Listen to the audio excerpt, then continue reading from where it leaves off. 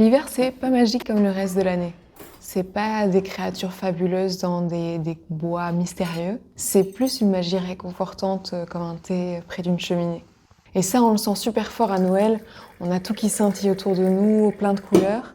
Et puis d'un coup, ça s'arrête. Mais moi, j'ai pas du tout envie que cette magie-là, elle s'arrête. Le conte de Casse-Noisette, pour moi, c'est vraiment cette magie-là. C'est le palais de confiture en bourg, mais c'est aussi un sapin qui scintille, c'est des ballerines qui virevoltent, c'est des flocons de neige partout. Et j'avais envie de prendre un peu cette magie avec moi pendant cet après-midi pluvieuse. Et donc de prendre un petit peu d'aquarelle et de papier et d'en faire un théâtre miniature. Et avec ça, j'aimerais vous raconter l'histoire de Casse-Noisette. J'ai envie de lancer un petit... Vous voyez ce que je veux dire? C'est parti.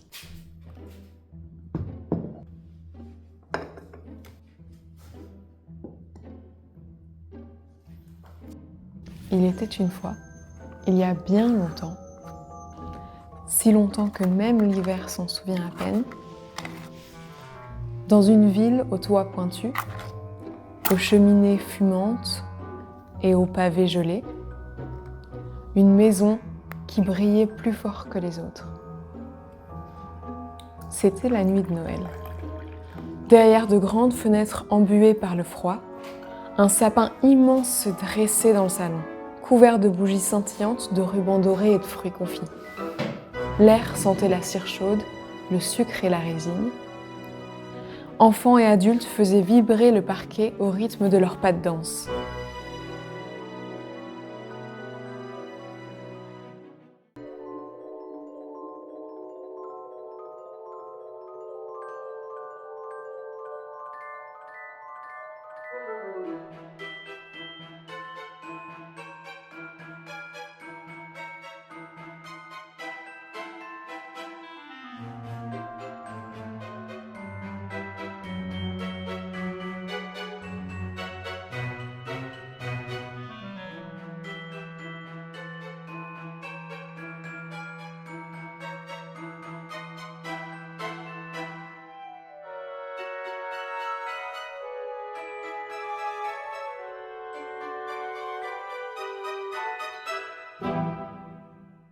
Ben voilà.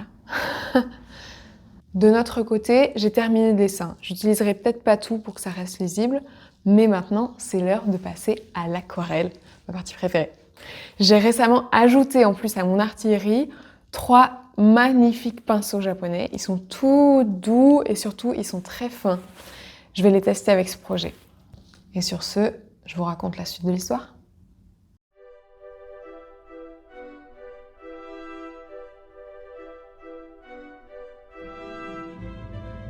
Parmi tous les invités parés de satin coloré et de broderies scintillantes, virevoltait une enfant au cœur grand comme un rêve. Masha. Elle riait, elle dansait, elle attrapait des petites sucreries pendant qu'elle observait le monde avec des yeux qui savaient déjà croire à l'impossible.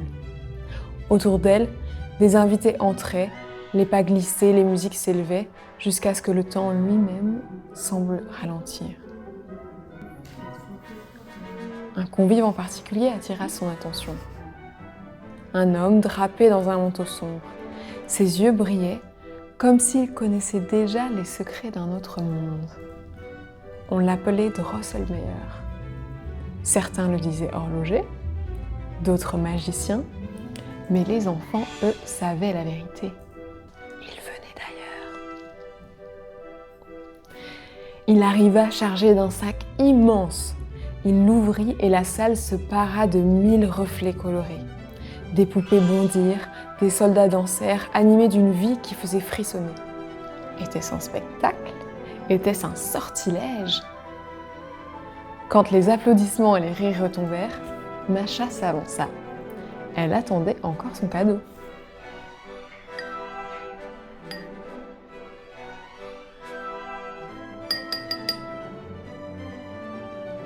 Drosselmeyer la regarda longuement, comme s'il pesait son courage et sa bonté, puis il sortit un petit soldat de bois. C'était un casse-noisette, raide, fier, vêtu d'un bel uniforme, avec un sourire figé qui semblait attendre l'heure de s'éveiller. Drosselmeyer murmura quelques mots à son oreille de bois, puis le tendit à Masha, qui ne le quitta pas de toute la soirée. Au fil des heures, l'orchestre ralentit son tempo, jusqu'à ce que les derniers convives regagnent leur foyer. La fête s'acheva, les bougies s'éteignirent, et la maison sombra dans le sommeil.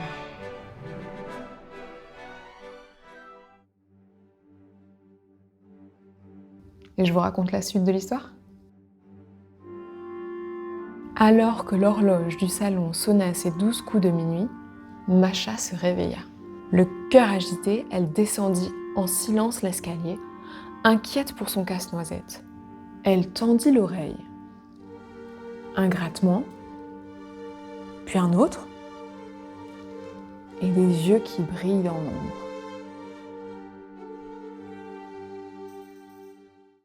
Soudain, des souris surgirent de toutes parts, puis des dizaines, puis des centaines de souris menées par le roi des rats, couronné, armé et affamé de chaos. Masha voulut fuir, mais le monde autour d'elle se mit à changer. Le sapin de Noël grandissait jusqu'à toucher les étoiles, ou au moins le plafond. Elle rapetissait jusqu'à devenir petite comme une souris, et le salon entier devint un champ de bataille enchanté. Mais ce ne fut pas le seul miracle de la nuit. Masha se retourna vers son casse-noisette, qui faisait déjà sa taille. Alors, le bois craqua. Le casse-noisette ouvrit les yeux et leva son épée. Les soldats de plomb s'animèrent à son commandement. La bataille éclata, furieuse. Les tambours battaient en chœur. Les coups d'épée résonnaient contre les murs de l'immense salon. Au moment où tout semblait perdu, Masha lança ses chaussures, le roi des rats chancela et le casse-noisette lui porta le coup fatal. Le silence retomba. Et dans ce silence, le prince Casse-Noisette fut délivré de son sort. Avant de passer au découpage et au montage de l'opéra, qui est vraiment une aventure en soi, je vous propose une petite pause nature.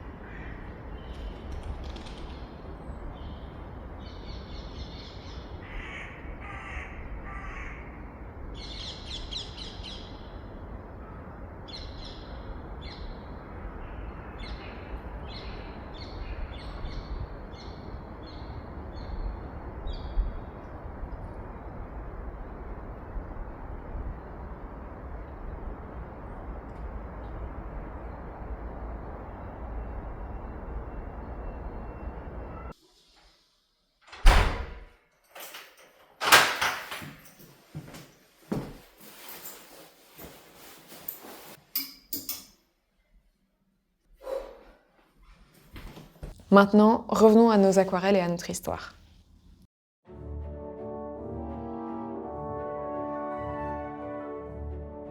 Main dans la main, Masha et Casse-Noisette pénètrent dans une forêt de sapins enneigés. Le vent chantait une valse glacée.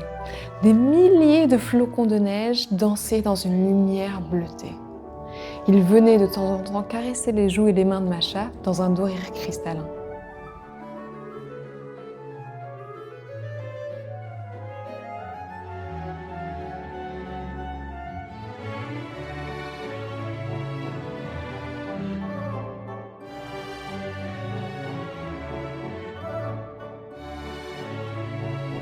Masha sentit soudain une odeur de fleurs dans cet univers glacé.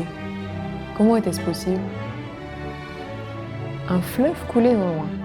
Les flocons l'appelaient le fleuve d'essence de rose.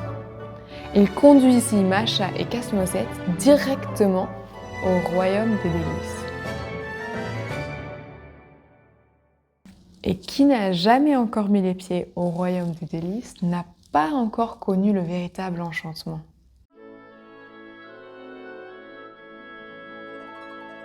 Le fleuve d'essence de rose vous conduit tout droit au cœur du royaume, le palais de Confiturembourg. Cet immense mirage de sucre et de lumière scintille depuis la nuit des temps dans l'eau rosée du fleuve. Dès le premier pas posé à l'intérieur, des effluves de gâteaux fraîchement cuits et de barbe à papa vous invitent à vous aventurer dans la salle des trônes, sertie de fruits confits et de délicats ornements de caramel et de sucre coloré. Au centre de ce paysage enchanteur, deux imposants piédestals. Le premier est une large fleur de sucre rose bleuté, dont les pétales s'ouvrent délicatement pour laisser resplendir en leur centre la douce et redoutable fée dragée. Le second est une tumultueuse vague dorée, dont les volutes scintillantes soulignent les yeux amandes du fabuleux prince Orgeat.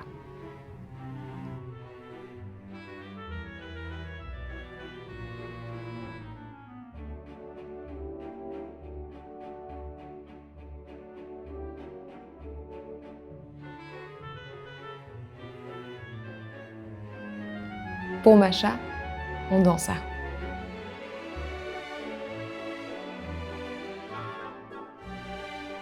Chaque sucrerie, du chocolat au mirliton, tournoya joyeusement jusqu'à ce que Masha en ait le tournis. Les fleurs valsèrent, les thés ondulèrent, les polichinelles, tels des feux follets, invitaient Masha à les suivre de plus en plus vite dans leur ronde.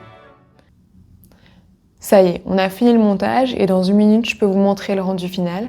Mais avant, laissez-moi vous raconter la fin de Casse-Noisette parce que tout le monde n'est pas d'accord là-dessus. La plupart des gens vous diront que Masha, une fois avoir terminé sa valse finale, se réveilla au pied du sapin, à la bonne taille, avec son casse-noisette dans les bras. Que tout ça n'aurait été qu'un rêve d'une nuit de Noël. Et d'autres, que je serais beaucoup plus encline à croire, racontent que certaines nuits d'hiver, quand la neige tombe silencieusement, on peut entendre un traîneau glisser dans le ciel. Et à son bord, une enfant, devenue gardienne des songes, traverse des contrées fabuleuses, là où les contes ne meurent jamais.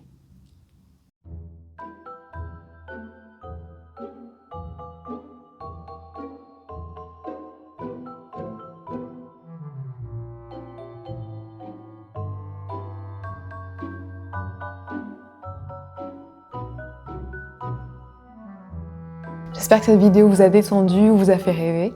Laissez-le moi savoir en commentaire et à bientôt.